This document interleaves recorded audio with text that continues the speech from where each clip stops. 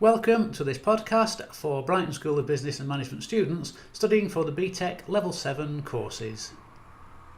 For this unit you'll need to satisfy the criteria as laid down in the assignment brief and as described here, but you should wherever possible use examples from the strategic change and long-term planning activity taking place in your own organisation and business sector, as well as showing evidence of having studied the unit topics in depth and breadth by referring, where appropriate, to relevant models, theories and established best practices. To enhance your understanding of these assignment issues, we strongly advise that you also discuss them with senior managers and senior specialists within your own organisation. Each section should be approximately 375 words, but can be up to 450 words, not including graphics or illustrations, so you need to keep your responses focused on what is being specifically asked for in each section. Section 1. There are a number of strategic change models, such as the evolutionary model or the currently popular sustainability maturity model. You need to describe the main established models and their most common uses. Following on from the above point, discuss how relevant each model is in today's business environment, dominated in the West by the continuing recession and in the East by rapid expansion of internal demand, but with constraints due to the recession affecting external markets. Here, an intervention in this context is when a strategic change of direction or policy is made to realign the organisation with the current business and external environments. An example of this is the strategic intervention that many organisations have been forced to make due to the exponential growth of online internet sales of products and services which until very recently were safe and profitable online traditional markets. You will need to discuss why using strategic intervention techniques is necessary and what the benefit could or should be. Section 2. On bullet point 1, you'll need to select a specific organisation or type of organisation and analyse and examine the need for strategic change in that organisation. An example of a suitable organisation would be a major high street retailer or a West-based manufacturer facing increased competition, mainly on costs, from the East, or a family-owned business that needs funding for growth, which is only available by becoming a PLC. An alternative would be to select a business sector and discuss this from the point of view of organisations operating within that sector. On the second bullet point, using the organisation or organisations that you have selected in the point above, assess the relative importance of and potential impact of each of the factors that is driving the need for strategic change.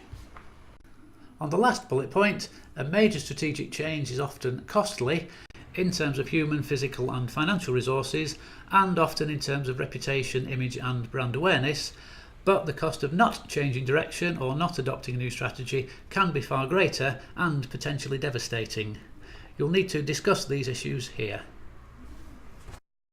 Section 3. Stakeholders in an organisation can include operational employees, managers, suppliers, customers, clients, funding organisations, trade unions, professional associations, local authorities, local communities, the local and national media, government and more. Here you need to devise and present a system, a process and a plan that will involve such stakeholders in the planning of change in an organisation. Following on from the point above, you will need to outline how you would involve stakeholders in the development of a change management strategy. On the next bullet point, there are established mechanisms, methods and systems designed to involve stakeholders in the planning of change and the decision-making process. You'll need to briefly describe these here and give your view as to the effectiveness of each. Finally, resistance to strategic change is almost inevitable, but it can be minimised or localised.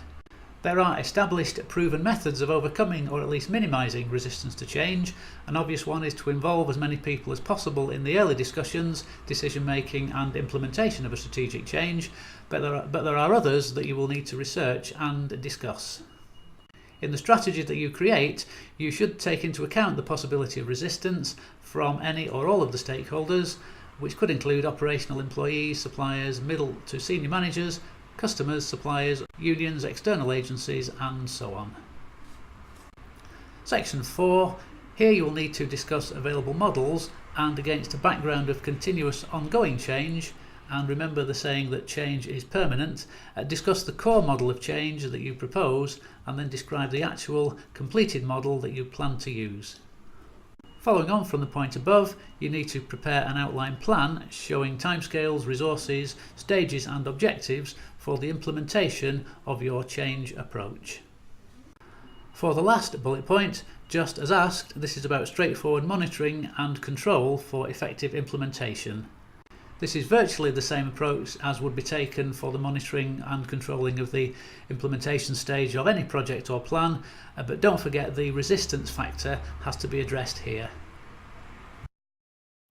Don't forget that you also need to write a reflective statement and add a list of sources of information and references showing any books, websites, articles, case studies, reports, internal documents and people interviewed that you drew on in order to complete your assignment. The reflective statement and sources of information and references are not included in your word count. Here is a list of websites that you should find useful when completing this assignment.